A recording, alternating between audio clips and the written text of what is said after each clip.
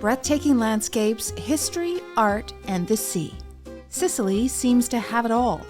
And even though it has typically been a place of emigration, in 2024, more North Americans are choosing to leave it all behind and immigrate to Sicily.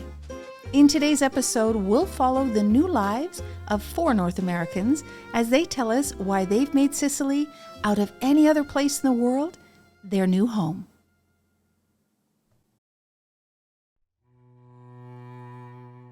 People they're curious about you and they want to know what your story is and where you're from and why you're here. That's a big one. Why are you here? They can't believe someone would leave Los Angeles and move to Ortigia. It's like beyond understanding. But look at it. I mean, it's the best of everything. My story and my background is I'm from Los Angeles. I was an art major originally, which is part of the reason I moved to Ortigia, and then I became a nurse and a realtor. I fell in love with Italy by coming here, really.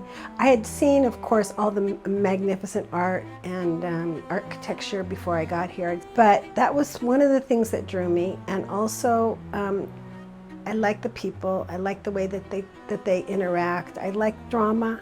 I'm very dramatic, so I really like that too. And then the food. The food's delicious and organic. Hello. Hello. Good morning. So I would like a cappuccino, a cafe. Croissant's okay. We'll go with croissant. Crema, per favore. Grazie. My decision to move to Italy, I knew I wanted to live in Europe since I was about 15 years old. And I didn't have a husband, I didn't have children, and my mother and my uncle passed away, so that was the right time for me to make my move. A friend of mine told me that the south of Italy was best suited for me, and so I heard about Sicily. I came to Sicily, and then I heard about Ortigia, and everything I heard was exactly what I was looking for. And when I came to Ortigia, I fell in love with the magic. And so it was just a matter of getting my visa and getting my dog's paperwork and coming over. Well, I generally have cappuccino and cafe together, and then water, and then usually I have a croissant, sometimes with marmalada, not croissant, cornetto. You feel like you're in a fairy tale world, but you're not. It's a real world. It's a parallel, but yet it's completely different because the buildings are ancient and yet people are living in them. I mean, to me, that's unheard of. And then everyone's happy. It's a very happy place. You can swim, you can go hiking. There's freshwater places everywhere. It has everything. So I decided I wanted to live here and I didn't want to rent. I had a beautiful rental. It was really pretty and really nice. Everyone loved it. But then I decided that I wanted to purchase a home because that's what I do. I purchase my home. So I started looking and I wasn't sure of the price range. I was hoping I could stay under 100,000 euros. I started looking and I knew more or less what I wanted, and it turned out I paid 128,000 for my home. It's 75 square meters plus another 3 with the balcony. And I made a really good purchase. It has a lot of quirky, it's very quirky, but I like quirk. The food culture. Well, first of all, everyone's really proud of their food. Really, and I ask for what they would recommend. And then, as time goes on now, I'm figuring out what I like and what I don't really like that much. Sardines is not something I really love. But that's about it. I like everything else. And there's a lot of vegetables. It's a very vegetable-based diet, which I love because I'm not a big animal eater. I do eat animal food. But it's not like, it's a small part of my diet, not a big part. This is pasta norma, and one of the main ingredients is eggplant, which is called malinsanto, I think, something like that. And it came from the Arabs.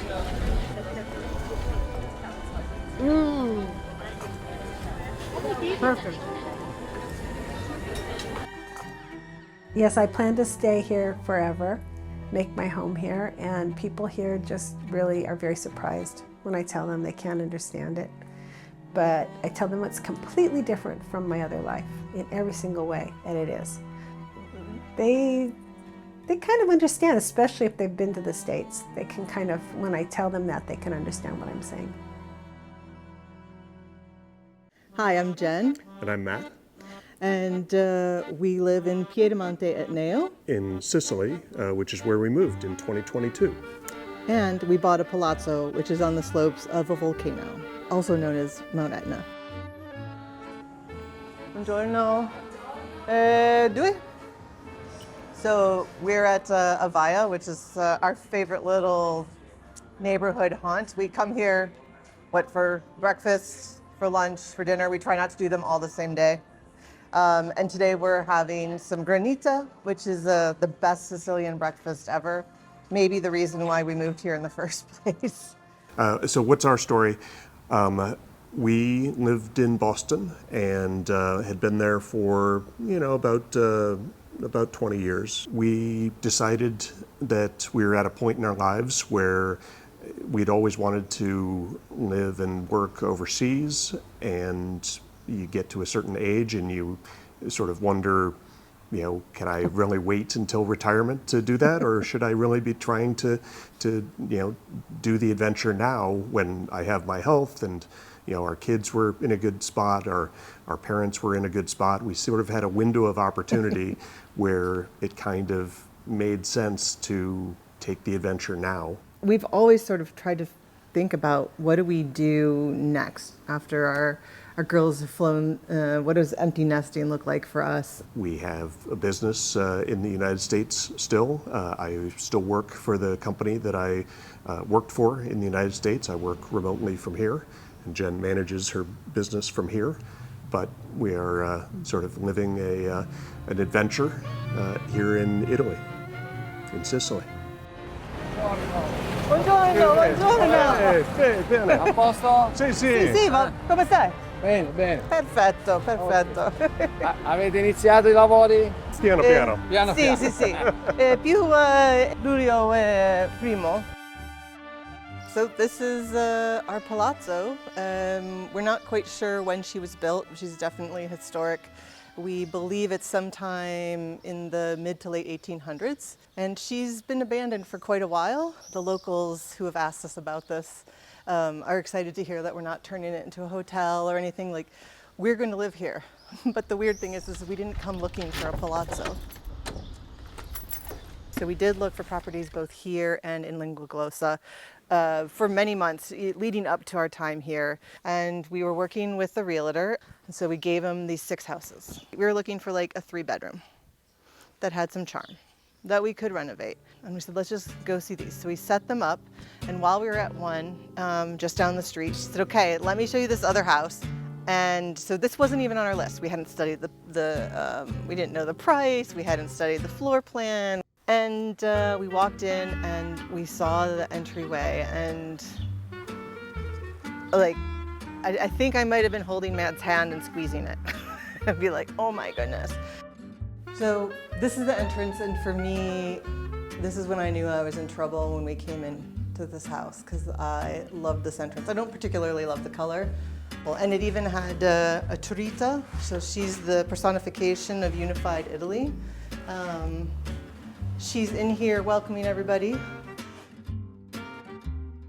And we walked through the whole first floor, the ground floor, which is modest. And then they're like, okay, there's more. And then we walk upstairs and these frescoes are revealed. And then there's another fresco, and then there's another fresco, and then there's another fresco. And then there's this kitchen with this amazing cast iron oven. And then we walk outside.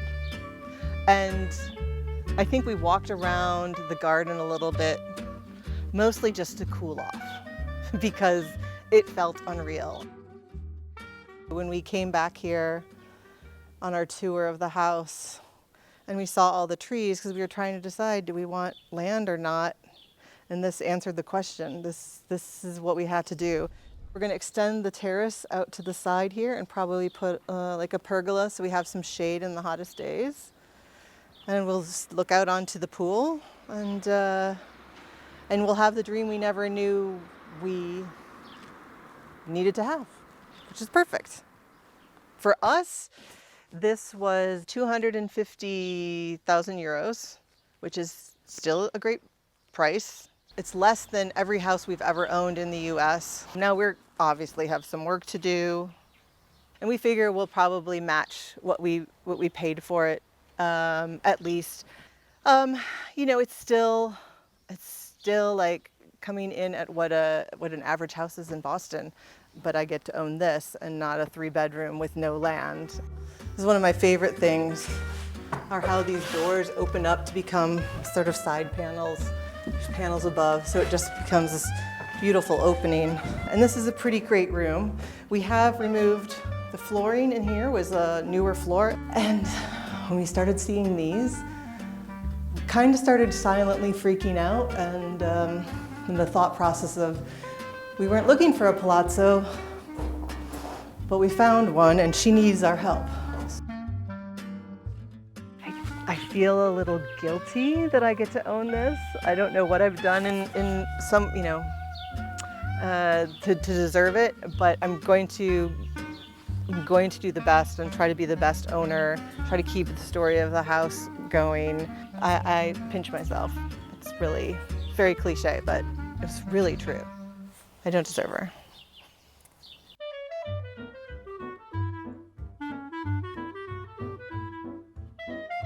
Hi, I'm Jody DeLuca, and I live in Ispica, Sicily. I moved to Sicily in 2021 and was recognized as a dual citizen in April of 2022. I love my town.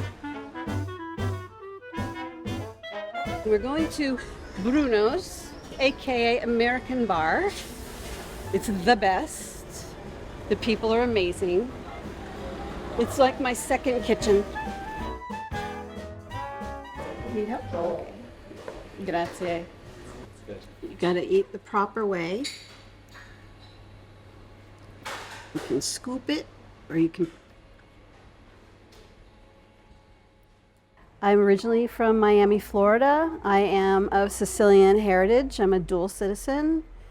My bisnonna and bisnonna, great-grandparents, emigrated from a very small village, mountaintop village town called Librizzi in the Messina province in 1902. I'm retired. I retired early because I just had to get to Sicily sooner than later and live my life. So Sicily has been something I've been curious about because I was very close with my grandparents, and I just was fortunate enough to have a small amount of memory of my great-grandmother, because I was almost 5 when she passed away, so I have some memory and I have some photos of her. So the culture of the food and the language and the family unit was just something I witnessed on a daily basis, and definitely on Sunday lunch, you know, with the whole family. Let's go to the Mr. Giuseppe's Panificio, Santa Rita. This is my many times a week location. The best. When I initially made the decision to move in 2017, I became a woman on a mission. Something about me. But I spent the entirety of 2018 doing research, getting my documentation for dual citizenship. I had the good fortune to receive a packet of documents from my cousin, and in that was the original sale of land, of our family's land, prior to them emigrating. Until I read this document, nobody in the family had ever paid attention, and it said Librizzi in the province of Messina. I'm like, Eureka, finally! We know what the town is, where we originated. Decided during the pandemic that I was going to apply in Sicily. I was able to submit my application, so I submitted it in late November, and mid-April my recognition came through.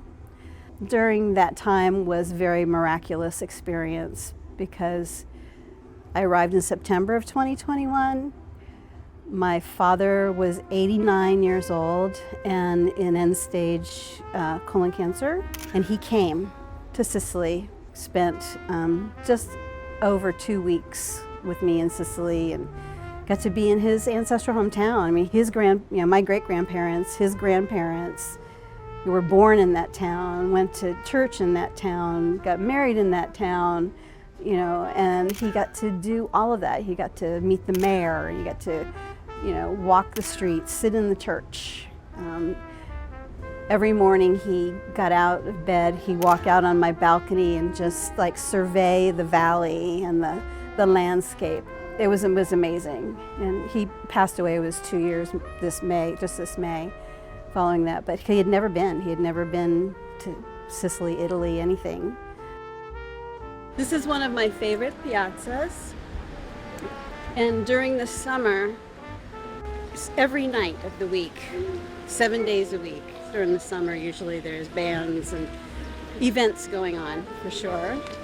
And then this little kiosk is great for an aperitivo. But what I love is the architecture, for the most part, that surrounds it. January 2nd, this apartment was on Facebook Marketplace. January 3rd, I came and saw it, rented it on the spot. February 1st, I moved in. And I haven't regretted a minute of it. I have everything I could ever want, most of which was in walking distance. I cross the street and I have my vegetable and fruit store. 2 doors to the left of my front door is the Panificio, of all Panificios, and the piazza, and it was just everything that I could really want is right here. Now that it's summertime, pretty much my routine is go have a coffee or I go to the beach. And at the beach, the Lido that I go to is owned by friends of mine, the husband of one of my friends. I'm in a book club, a women's book club here. And they have a restaurant right there on the beach. And so I'll spend the day there. Even if I'm not swimming or not intending to swim that day, it's a place I'll go and I'll hang out and have lunch and just enjoy being by the water, go put my feet in, that kind of thing. Well, Smart Move Italy was very helpful for me, especially in the initial, understanding the bureaucracy and taxes and just the different things that you would run across in your daily life, and what you'd have to overcome, any obstacles you may have to overcome to having the opportunity to live here. It was very comforting to always have them in an email or a phone call away. The number one thing that I would recommend to anybody who is considering, has an inkling, has a passion for Italy or Sicily, and would want to entertain the thought of moving, is they've got to do their research. Every landscape exists here. If you want forest and mountain, you've got it. If you want volcano, you've got it. If you want seaside, you've got it. If you want lakes, you've got it. If you want high desert, internal, if that's what you love, Etna, Catizzanetta, what speaks to you? Research, research, research. For more incredible stories about life in Italy, don't forget